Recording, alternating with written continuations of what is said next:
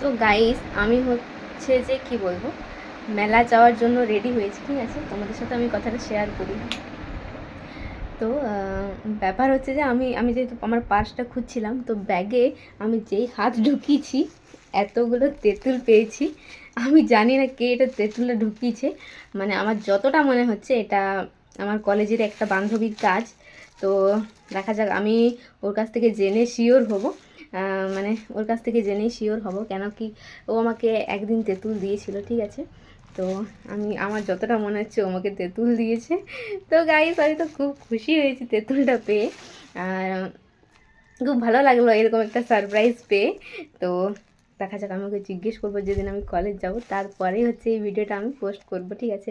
আমার যথাসম্ভব মনে হচ্ছে এটা মানসীর কাজ, জানি না, মানে আমি এখনও শিওর নই। আমি ওকে জিজ্ঞেস করব, তো তারপর তোমাদেরকে আমি অবশ্যই জানাবো সত্যিটা।